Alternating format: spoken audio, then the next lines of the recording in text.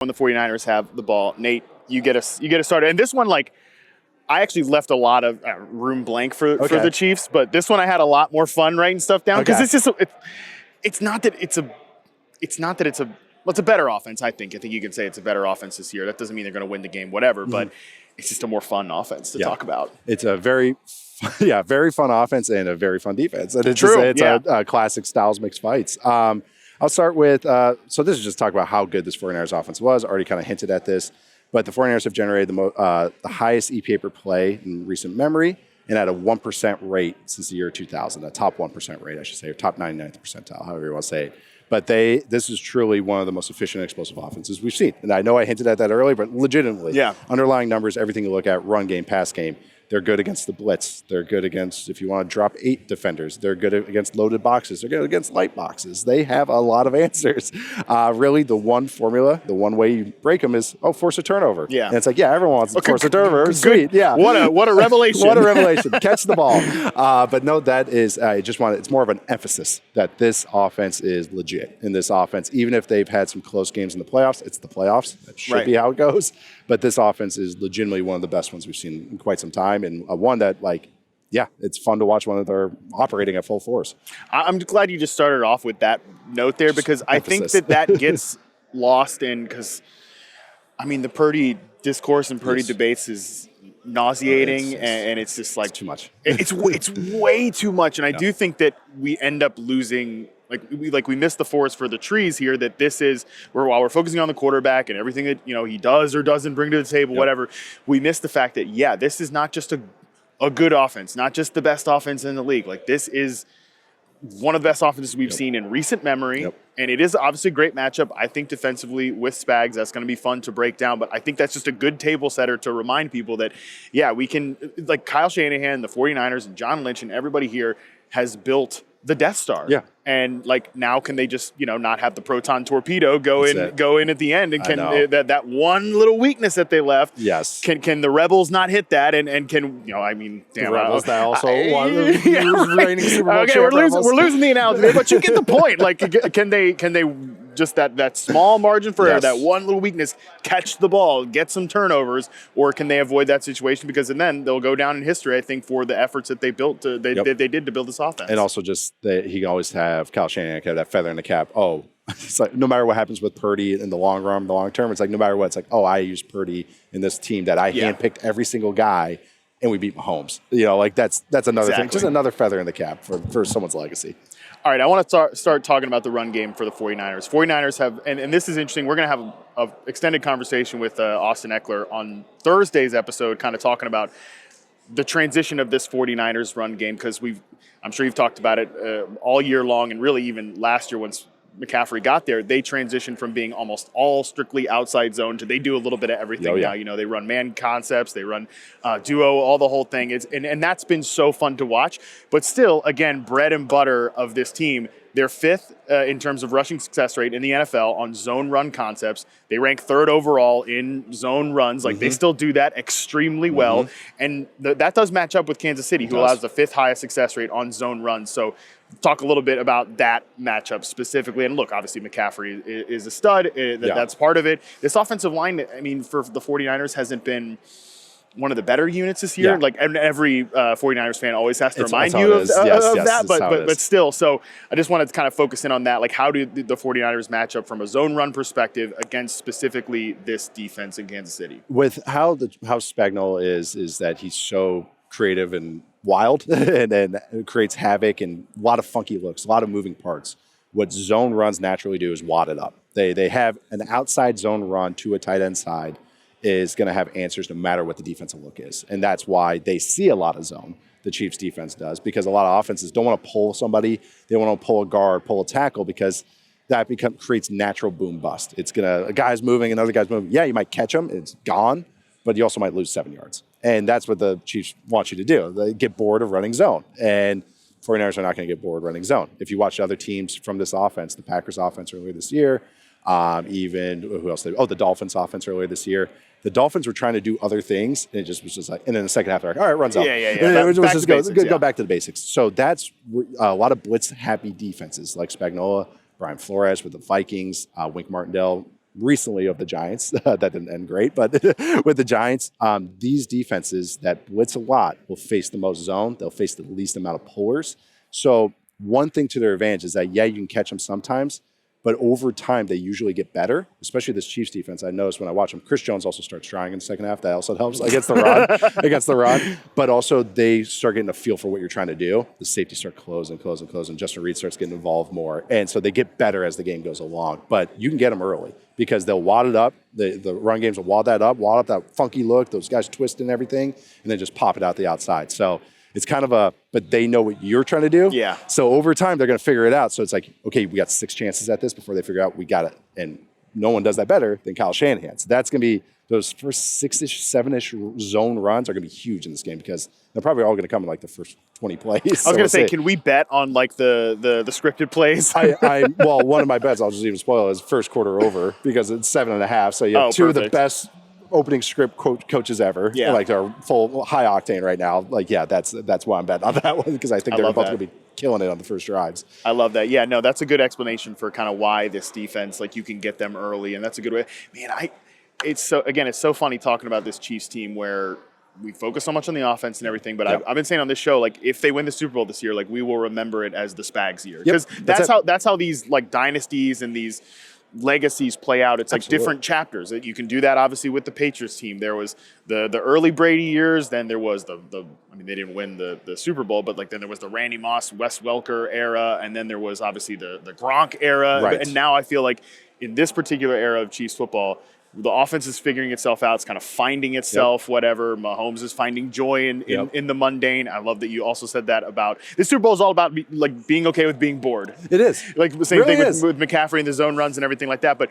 it feels like this is the era of Kansas City, and maybe it's just going to be back half of last year, this year, and maybe next year, maybe not even. I don't know. But this is the era where the defense is so critical. So that's a good note for just like how they match up from a run game perspective. And I love the sequences that these teams go. I mean, the Patriots, their first Super Bowl year, they came out as a team. Can you imagine saying now, oh yeah, the GOAT, Tom Brady. Right, yeah. Everyone's saying the best quarterback, best player ever. Yeah, he came out as a team won his first Super Bowl. It's like, that's the difference between the later years. It was like, oh, it's Brady and everybody else. He's making everybody better. So it's just funny, that transition. That's what happens when you start for 20-ish years. Exactly. You get all those starts and everything. Manning had fun kind of ebbs and flows with the Colts too, just his kind of auxiliary parts as well. So no, I love that. I totally agree that this is like Spags' year, and Mahomes is, this guy's good. It's like that's what it is for this season. All right, what else you got for the 49ers? In the really, it's just that it's really tied into what you said, is the Chiefs' run defense is 18th in running back success rate. I think their DVOA number, which is no longer Football Outsiders, it's FTN, but they are lower on them as well when it's adjusted for defenses. But I think this is all tied into, and I wrote about this on the overhang a little bit last week, is that Chris Jones does not try against the run in the first 3 quarters because he had heavy contract incentives. I was going to say, he's got those sack incentives to be thinking about, okay? Contract incentives. So he knew that he gets paid for sacks and he gets paid for team wins. Yeah, he didn't get paid no TFLs, I didn't see TFLs, I didn't see total tackles. But yeah, the stat I had, and I'll just kind of reiterate this from the article, was that he had 9 tackles against the run for the first 3 quarters throughout the entire season. And it's like, okay, what does that mean? That doesn't sound mind-blowing, but it is mind-blowing. Yeah, 9 tackles against the run in 3 quarters. This guy plays 60 snaps a game. And the other all-pros from the team from this year, I think it was Aaron Donald, Justin Madubuike, and I'm blanking on the third one. Dexter Lawrence.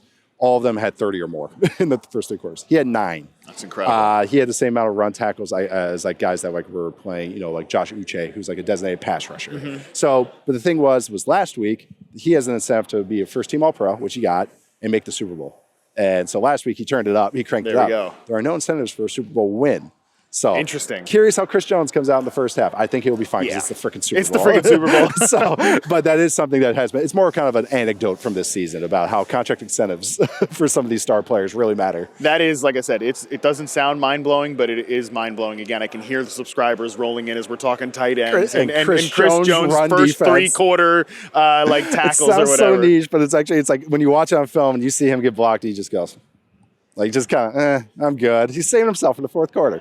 That's why you bring Nate Tice in for the sexy stats. So I get the big bucks, man. That's why we pay him the big bucks. All right, I do want to just talk about the 49ers pass game real quick before we move into the props and everything like that. So the stat I have, the 49ers lead the NFL in passing yards per game out of 21 personnel with 117.5 per game. And they're the only team with more than 300 yards throwing out of 22 personnel. So, again, multiple tight ends, multiple running backs. Like, I feel, and again, we focus so much on Ayuk and Debo as we should. Those guys are both, to me, in the superstar tier of wide receivers.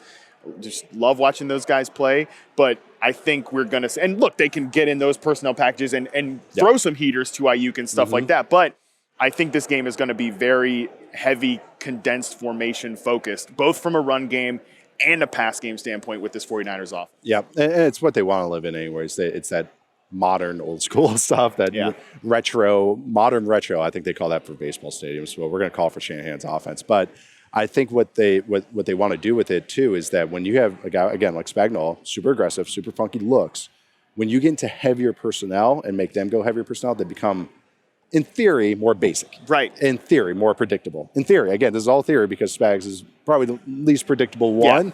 But yeah, it's like going a guy that's like, okay, he's chaotic to maybe like 90% as chaotic. That's what they're trying to do. But I was looking into this stuff for the article this week, so this is great, the 21 personnel stuff. This was more scheme.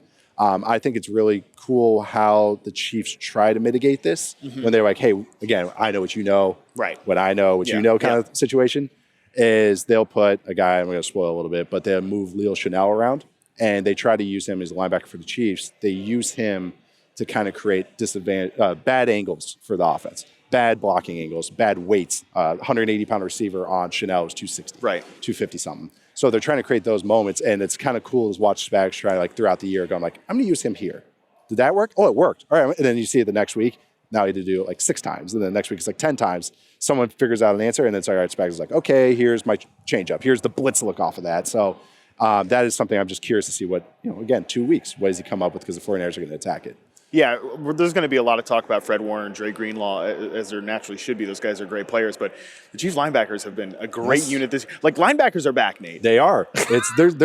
Seriously, this is a ongoing theory and thought we've had throughout the season, is that there's a dire pandemic of no linebackers right now. From college, the highest prospects even coming into this draft are probably third rounders. Right. It's a thing. So having linebackers is like kind of the meta for like team building right now, even if some teams have stumbled into it.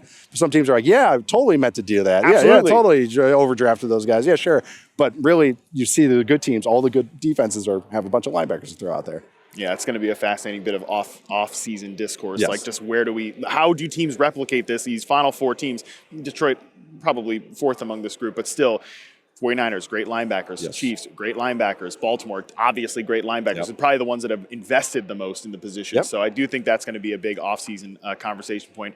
Kind of last thing I wanted to hit here on just Chiefs coverage and how that matches up with these receivers. According to Fantasy Points data, they play man coverage at the 6th highest rate overall. On 3rd and 4th down, Kansas City plays man at 43.2%. But they play 2 high safeties on 67% of their snaps. That's the most in the NFL, Nate. And 49ers yards per route run against 2 high in the regular season and the playoffs. Yeah. Debo, just freak stuff. 3.11. Ayuk, 2.19. And Kittle, 1.76. So when you think about how this Kansas City Chiefs defense, from a structural perspective, what they like to do with obviously rotating coverages, and when they do get into the 3rd and 4th down packages where it's more man coverage but still a lot of 2 high safeties, I do think that matches up really well, like for a favorable matchup for the 49ers receivers, right or wrong. Yes, or right. Because I think it's when you have, again, the Avengers, defenses don't have usually the Avengers on their back end. So if you're going to play man, one guy should, in theory, again, have a matchup advantage, just naturally. Is it going to be Kittle? Might get caught on one of the linebackers. It might be CMC on one of the linebackers. Yeah. When 2-man, like you're talking about, 2 high, or they do a quarters variation. I don't want to get too deep into this, but there's other stuff they do. But they'll double team 2 of the receivers. What that creates is through the middle, someone's going to have an ISO on one of the linebackers, which, again, should be with this team. Most teams don't have those guys that can attack it. The 49ers have Kittle and CMC. And even a guy like Juwan Jennings is like a very, very solid auxiliary player. Juwan Jennings. I love Jennings. I had a 3, 4, 5 minute conversation with him last night at opening night. Great. Just about receiver blocking. He's the best. I don't think he was – I was like, I watch a lot of receivers. This is what I do. was like, but I don't want to talk about routes and catching and all that stuff. I want to talk blocking. And I mean, let me tell you what, if that's not, I told the Yahoo Sports social team, get ready for that thing to go super viral. I'm the market for that. So it's going to get 600 likes, but it's all going to be Nate Tice and all of his burners. Just going over, just go over and over and over, just liking it, retweeting it. Did you see Jennings? Dude, he's awesome. He is awesome. But saying all that is that someone's going to have an advantage, a matchup advantage, and also, and again, don't want to spoil the props, but this might lead into some pretty scrambling opportunities.